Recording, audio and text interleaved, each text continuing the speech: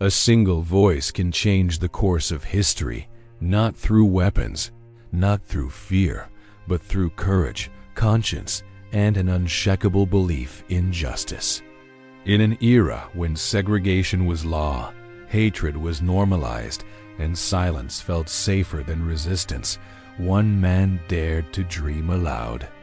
He dreamed of a nation where character mattered more than color, where justice rolled down like waters, and where love could defeat even the deepest injustice. That man was Martin Luther King Jr. Welcome to Historiopulse. Martin Luther King Jr. was born on January 15, 1929, in Atlanta, Georgia, into a family shaped by faith, leadership, and resilience. His father, Martin Luther King Sr., was a respected Baptist minister and community leader, while his mother, Alberta Williams King, was a school teacher and church organist who instilled discipline, warmth, and moral clarity in her children. The King household was deeply rooted in the Black church tradition, where faith was not only a spiritual refuge, but also a platform for social justice, dignity, and collective action. From an early age, Martin, known as Mel by family and friends, demonstrated exceptional intelligence, sensitivity, and emotional awareness. He learned to read at a young age and quickly developed a love for language, literature, and public speaking. Yet his childhood was also marked by painful encounters with racism that would leave lasting impressions on his worldview. One of the earliest turning points came when Martin was about 6 years old. A white friend he had grown up playing with suddenly told him they could no longer be friends because their parents objected to racial mixing. Martin did not fully understand the logic behind the separation, but he felt its emotional sting deeply. When he asked his father about it, he was told the truth, that America was divided by race, and Black people were often denied dignity, opportunity, and justice. But his father also told him something else.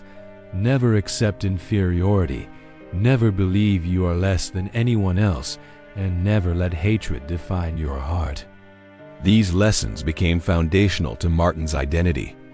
Growing up in the segregated South, Martin witnessed daily acts of injustice, segregated schools, restaurants, buses, parks, restrooms, and neighborhoods. He saw how Black Americans were systematically excluded from opportunity and treated as second-class citizens. Yet, unlike many children exposed to such cruelty, Martin was raised in a home that combined honest realism about injustice with unwavering belief in human dignity and divine justice. His parents emphasized self-respect, moral courage, education, and faith as tools for resistance. Martin excelled academically. He attended Booker T. Washington High School in Atlanta and skipped 2 grades, graduating at just 15 years old. He then enrolled at Morehouse College, a historically Black institution where his father and grandfather had both studied. At Morehouse, Martin initially resisted the idea of becoming a minister, preferring instead to explore careers in law, medicine, or academia. He wanted a profession that would allow him to engage intellectually without bearing the emotional burdens he associated with ministry. Yet Morehouse President Benjamin E. Mays, a theologian and civil rights advocate, became a major influence on Martin's development. Mays challenged students to confront social injustice with courage, faith, and intellectual rigor. Under his mentorship, Martin began to see ministry not merely as preaching, but as a platform for moral leadership, social transformation, and collective liberation. He gradually embraced the idea that faith could serve not only personal salvation, but public justice. Martin graduated from Morehouse in 1948 and went on to attend Crozer Theological Seminary in Pennsylvania. There, he immersed himself in theology, philosophy, ethics and social thought. He studied the teachings of Jesus, the writings of Protestant theologians, and the works of philosophers such as Plato, Aristotle, Kant, Hegel, and Niebuhr. He became particularly interested in the concept of nonviolent resistance, the idea that moral force, disciplined action, and love could confront injustice more effectively than hatred or violence. During his time at Crozer, Martin encountered the teachings of Mahatma Gandhi, whose philosophy of nonviolent resistance had helped liberate India from British colonial rule. Gandhi's belief that love, truth, and moral courage could dismantle systems of oppression deeply resonated with Martin. He saw in Gandhi his methods a practical framework for transforming American racial injustice, not through submission, but through active, courageous resistance grounded in moral authority. Martin excelled academically at Crozer, graduating as valedictorian in 1951. He then pursued doctoral studies in systematic theology at Boston University. There, he continued exploring questions of ethics, justice, suffering, redemption, and social responsibility. His doctoral work examined the theological foundations of personalism, the belief that human personality, dignity, and worth are central to ethical systems, a philosophy that would deeply influence his later activism. While in Boston, Martin met Coretta Scott, a gifted musician and student at the New England Conservatory of Music. Coretta was intelligent, articulate, politically aware, and deeply committed to social justice.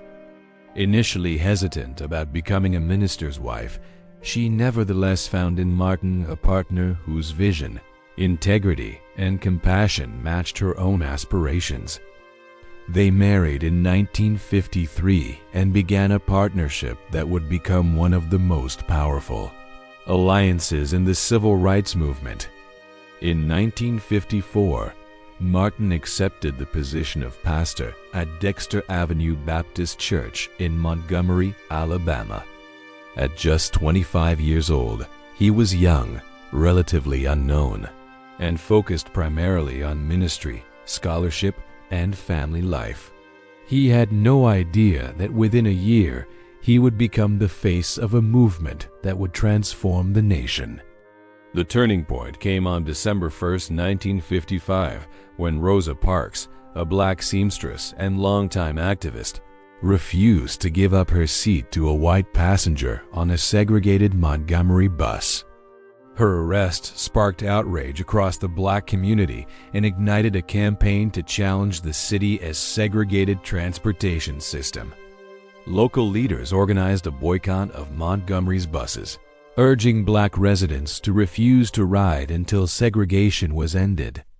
Martin Luther King Jr., young, educated, articulate, and relatively new to Montgomery, was selected to lead the Montgomery Improvement Association, the organization formed to coordinate the boycott.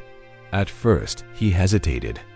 He did not see himself as a movement leader, and he feared the consequences for his family, congregation, and personal safety. Yet he also recognized that the moment demanded courage, sacrifice, and leadership. What began as a one-day protest turned into a sustained campaign that lasted over a year. Thousands of black residents walked miles to work, organized carpools, endured harassment, arrests, threats, and economic retaliation. The boycott tested the community's endurance, unity, and resolve. It also tested Martin's faith, courage, and leadership. During the boycott, Martin's home was bombed while his wife and young daughter were inside. Miraculously, they were unharmed. An angry crowd gathered outside, some carrying weapons, prepared to retaliate. Martin stood before them and delivered one of the most important speeches of his life.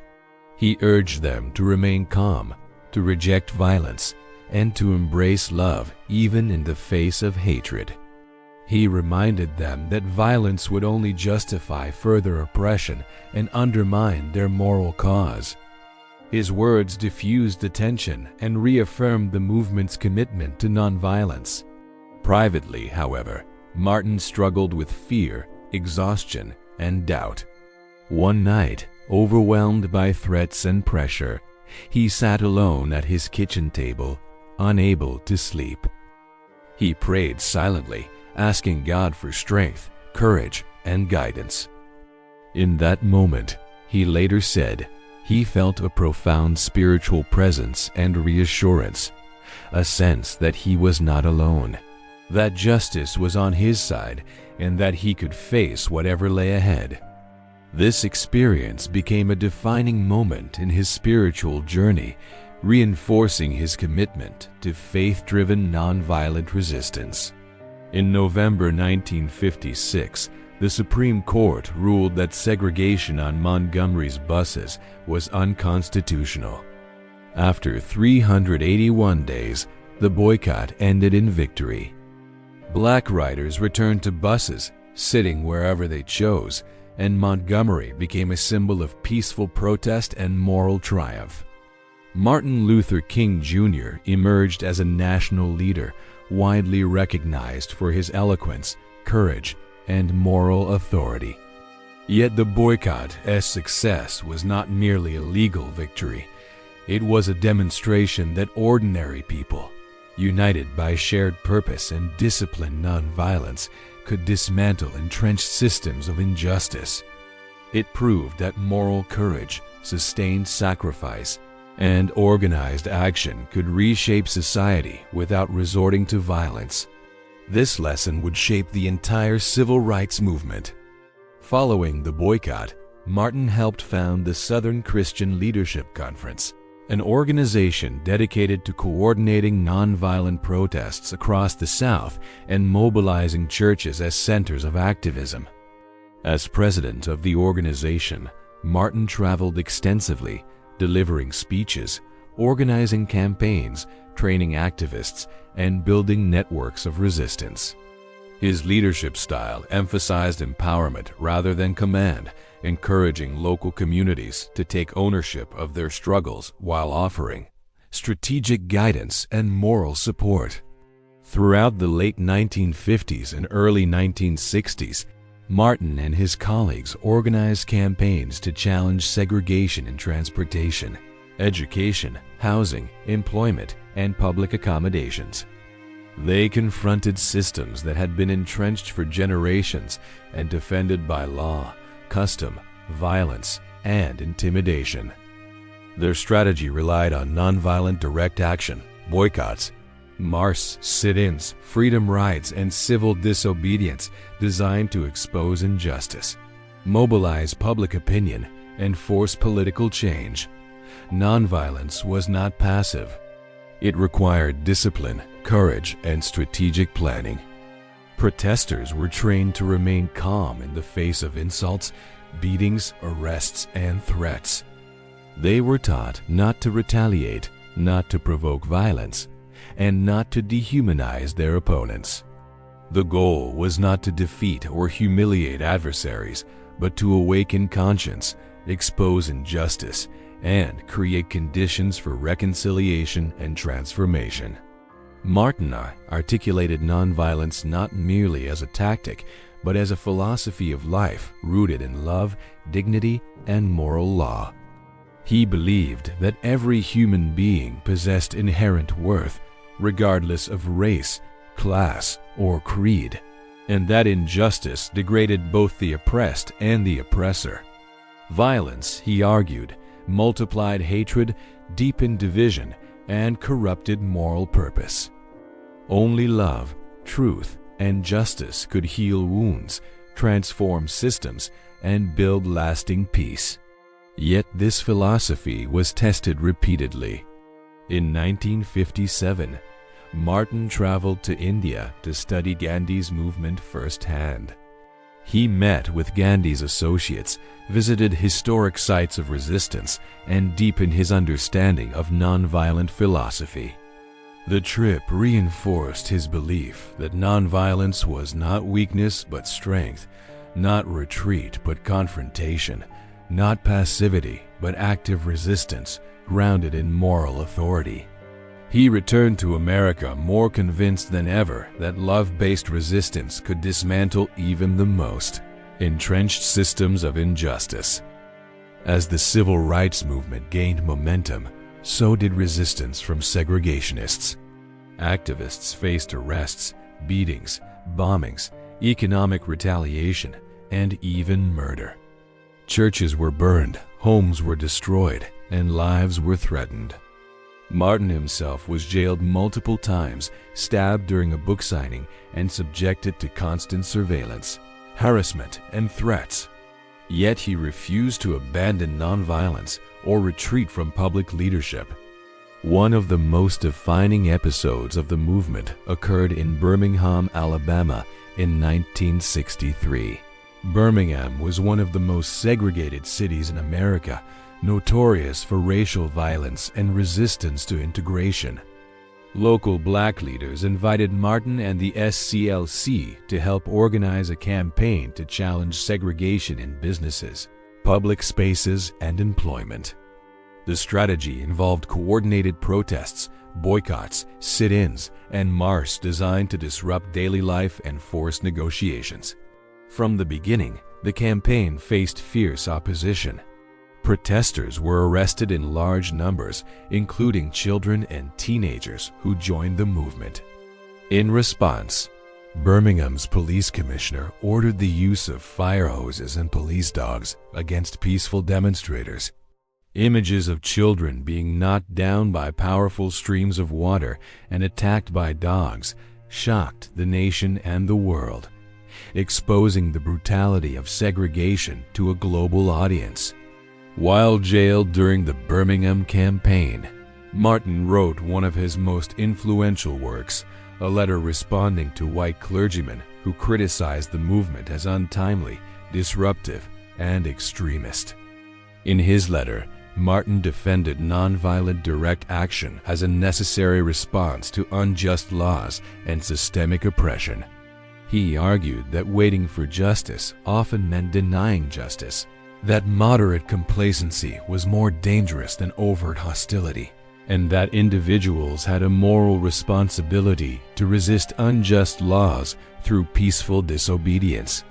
He articulated a powerful moral framework for social change, emphasizing that injustice anywhere threatened justice everywhere, that freedom was never voluntarily given by oppressors but demanded by the oppressed, and that moral law superseded unjust human law. The letter became a foundational text of the civil rights movement and a timeless defense of justice-driven activism. The Birmingham campaign succeeded in forcing desegregation agreements in local businesses and institutions. More importantly, it galvanized national support for civil rights legislation and intensified pressure on political leaders to act. President John F. Kennedy soon proposed sweeping civil rights reforms to Congress, though passage would remain uncertain. That summer, the movement reached its most iconic moment with the March on Washington for Jobs and Freedom. On August 28, 1963, more than 250,000 people gathered on the National Mall in Washington, D.C., calling for civil rights, economic justice, voting rights, and equal opportunity. The march brought together labor leaders, civil rights activists, religious organizations, students, artists, and ordinary citizens of all backgrounds, united by a shared demand for dignity and justice. Standing before the Lincoln Memorial, Martin delivered what would become one of the most famous speeches in human history. He spoke of America's unfulfilled promise, the long night of injustice, and the urgent need for action. He described his dream of a nation where people would not be judged by the color of their skin, but by the content of their character, where children of different races would join hands as equals, and where justice and freedom would ring from every mountainside. The speech resonated across the world.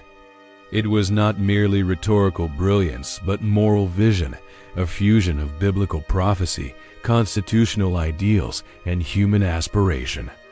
It articulated both the pain of injustice and the promise of reconciliation, both the urgency of action and the hope of transformation.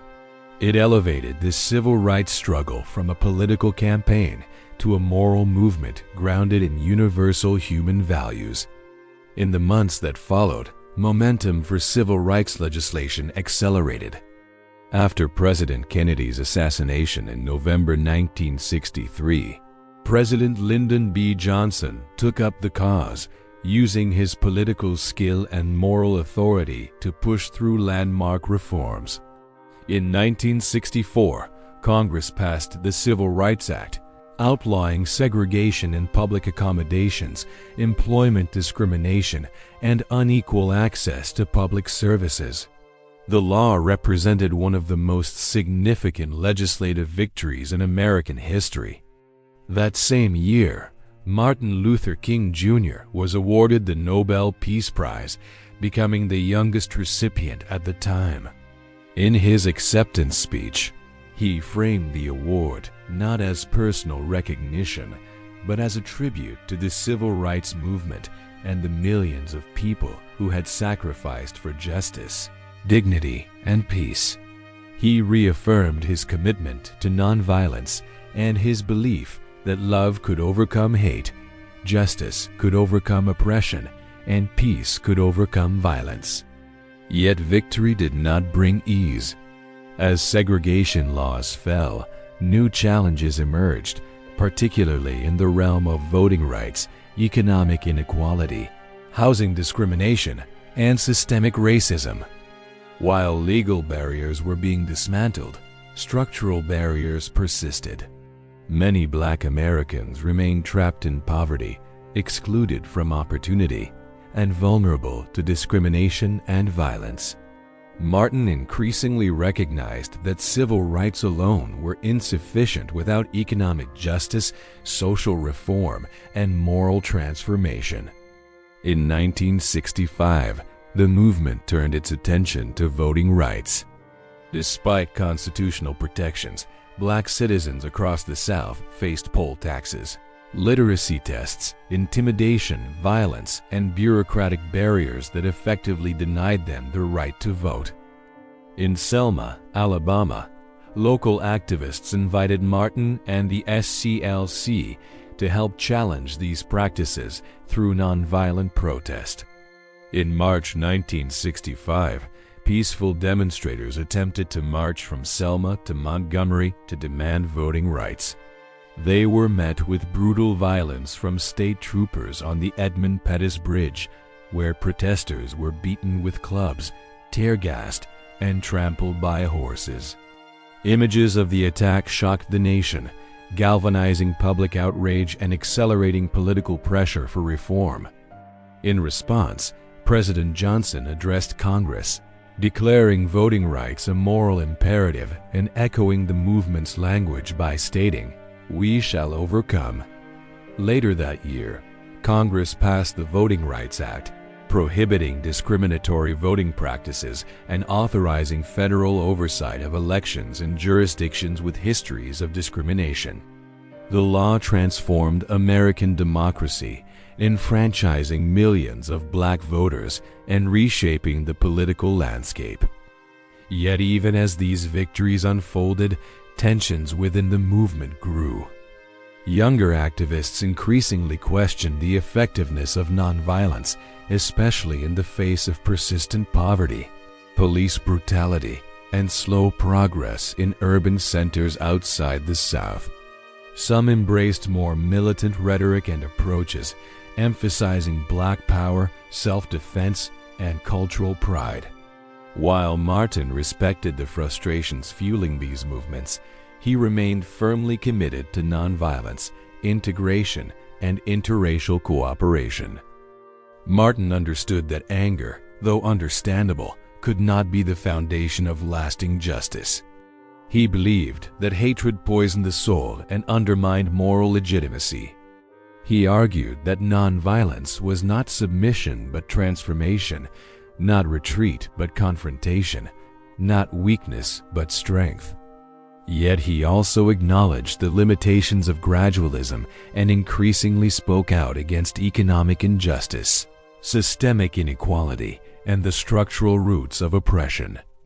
As the civil rights movement matured, Martin broadened his focus beyond racial segregation to address poverty, economic exploitation, housing inequality, labor rights, and militarism.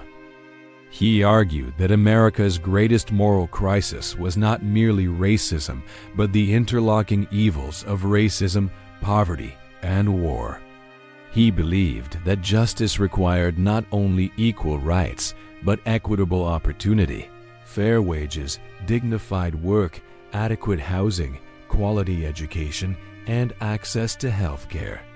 This expanded vision brought new challenges and controversies.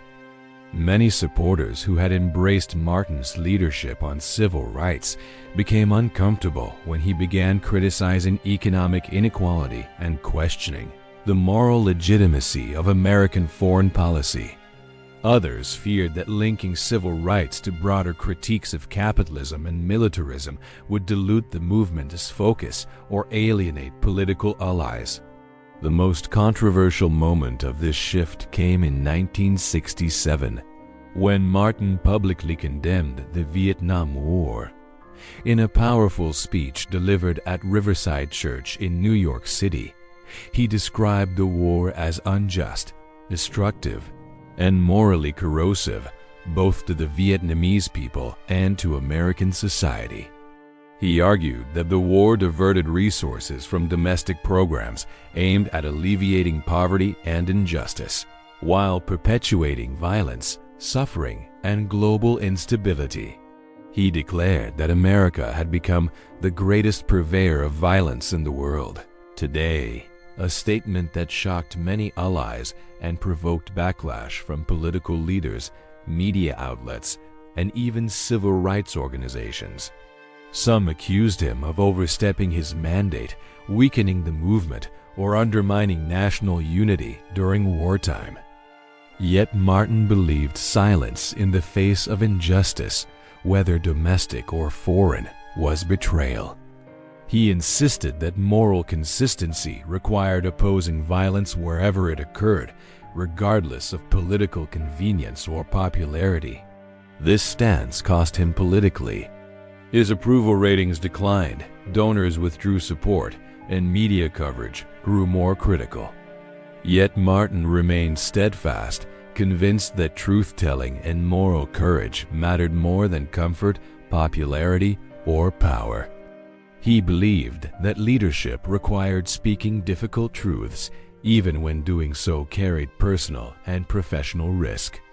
In his final years, Martin launched what he called the Poor People's Campaign, an ambitious effort to unite people of all races, backgrounds, and regions around demands for economic justice.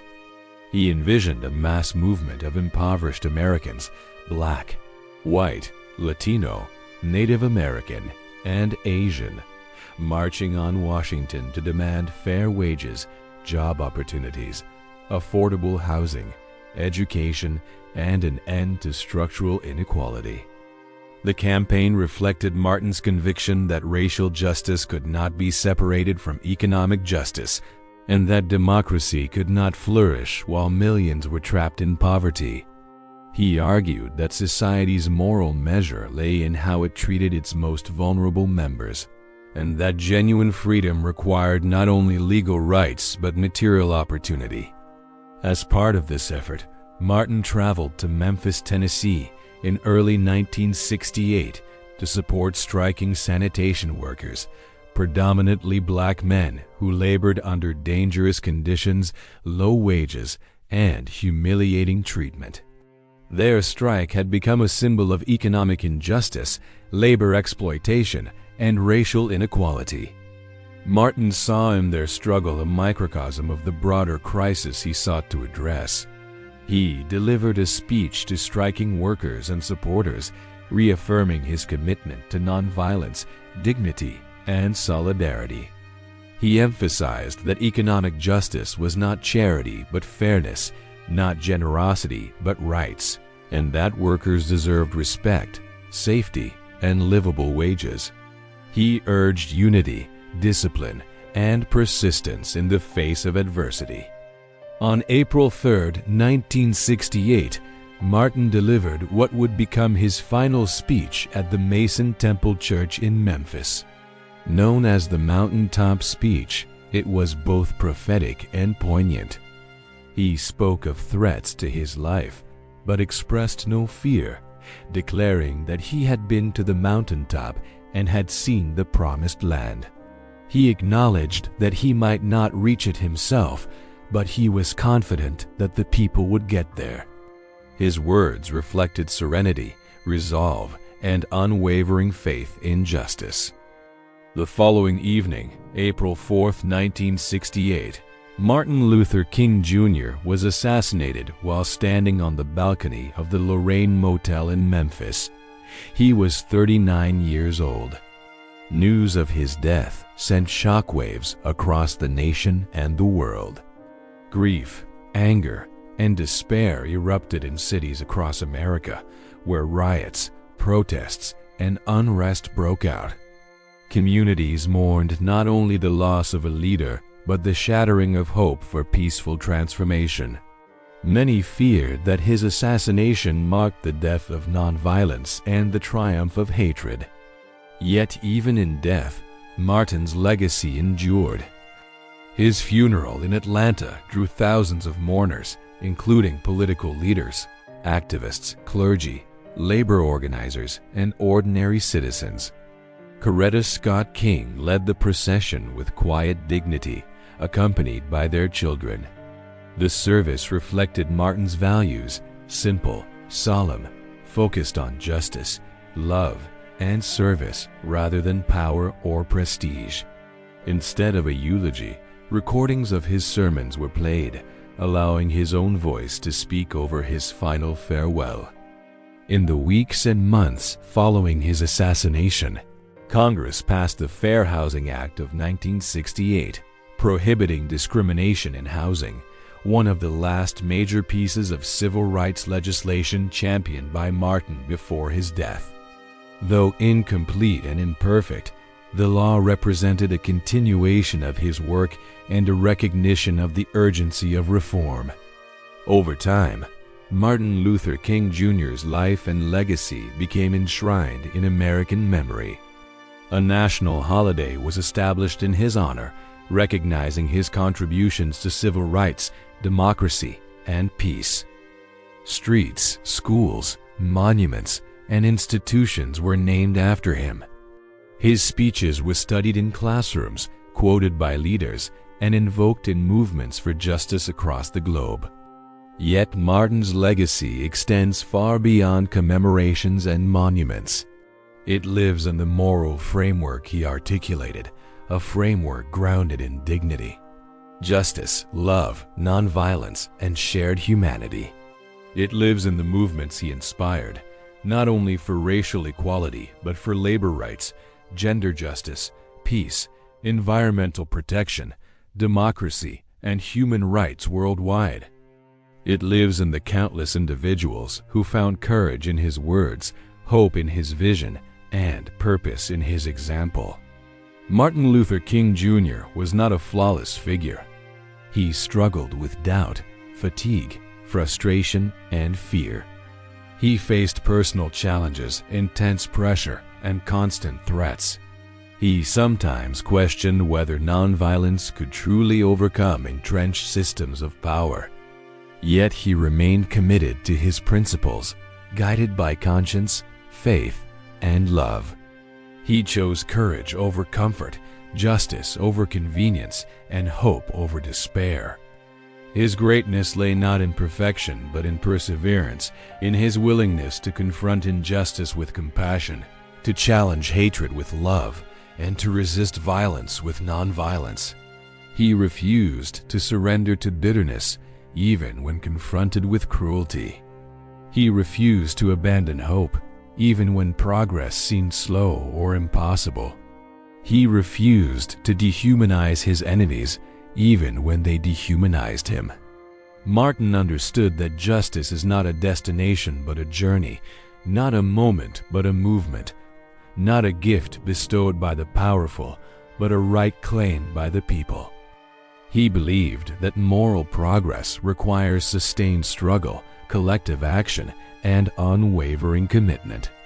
He taught that freedom is never free. It demands sacrifice, courage, and persistence, but that its rewards are immeasurable: dignity, equality, peace, and shared humanity.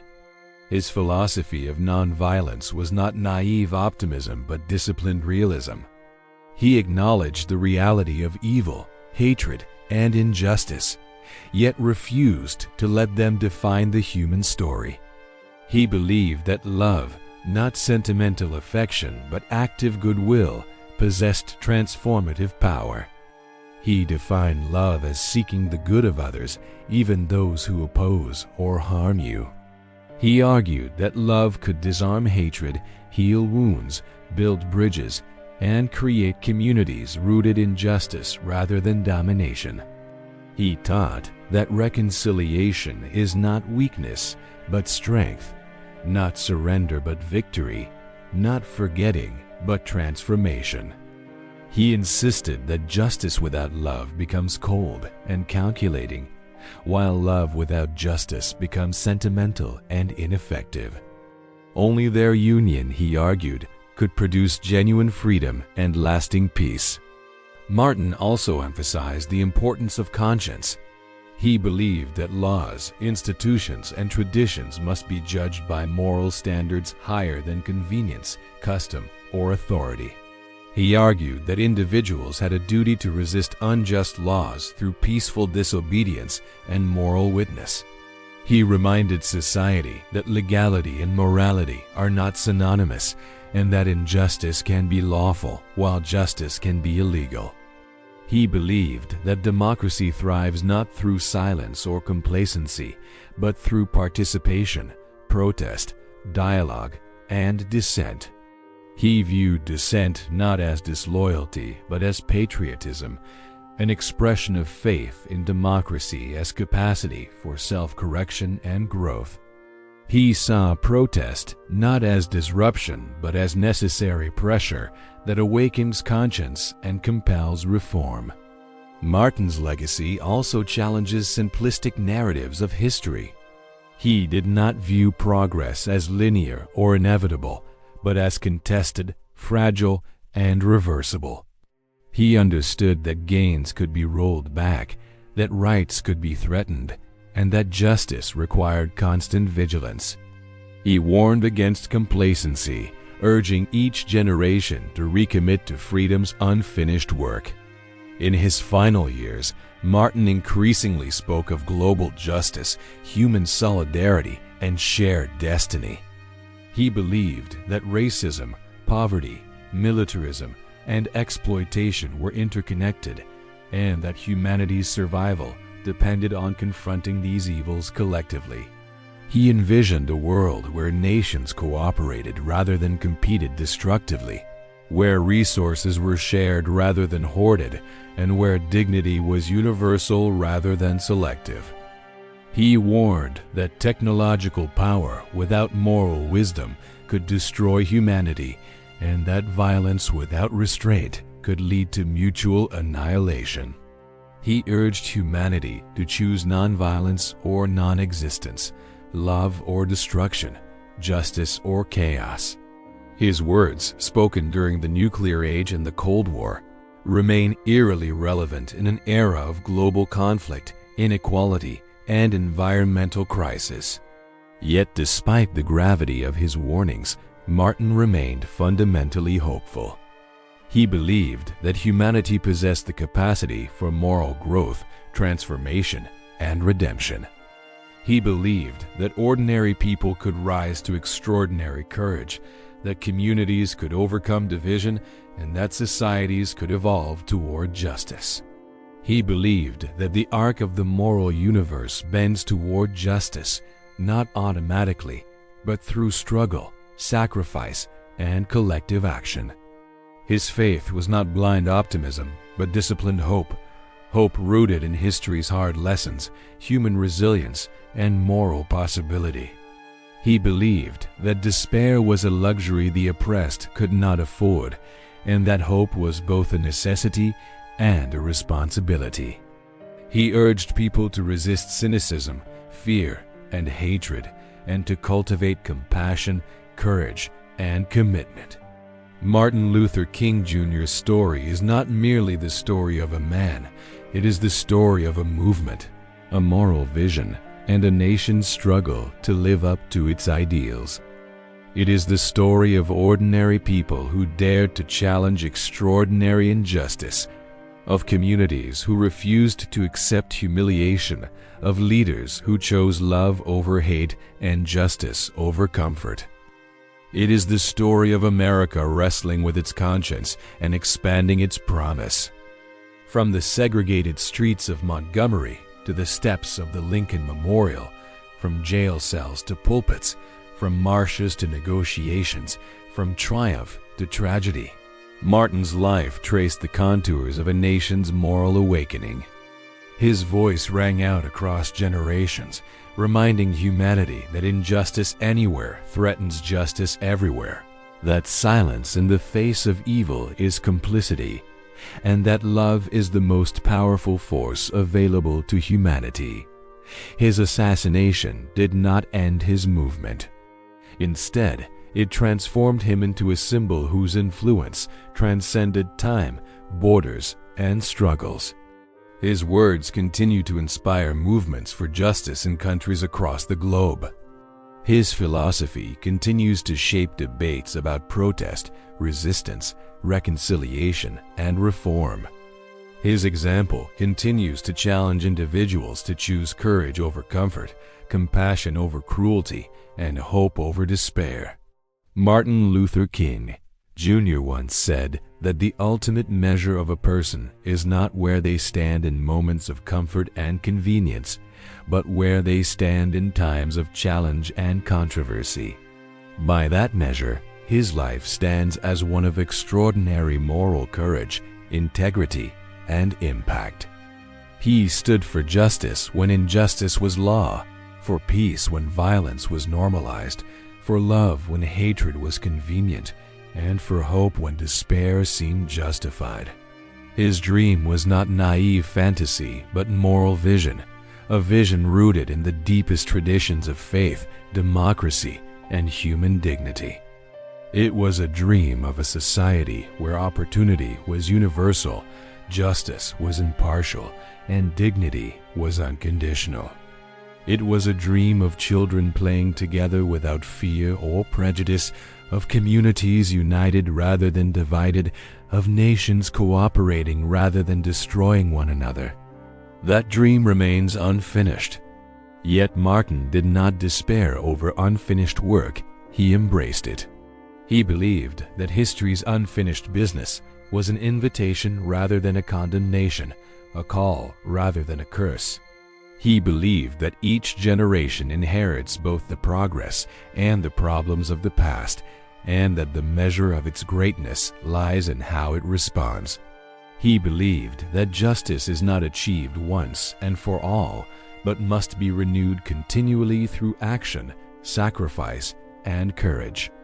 He believed that the future belongs not to the cynical but to the courageous, not to the hateful but to the hopeful, not to the violent but to the just. He believed that love, though often dismissed as naive or impractical, was in fact the most practical force for social transformation.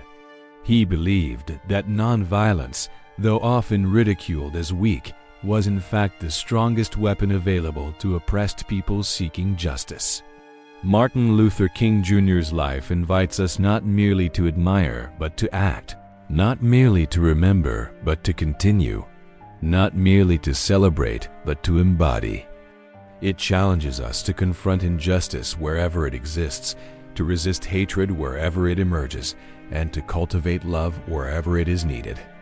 It calls us to recognize our shared humanity and collective destiny, and to work toward a world where dignity, justice, and peace are not privileges but rights. His words continue to echo across time. That darkness cannot drive out darkness, only light can do that. That hate cannot drive out hate, only love can do that. That injustice anywhere threatens justice everywhere.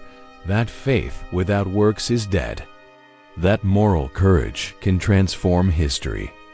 Martin Luther King Jr. did not live to see the fulfillment of his dream, but he lived to ignite it. And in doing so, he changed the course of a nation and the conscience of the world. Thanks for watching. Please like, share, and subscribe.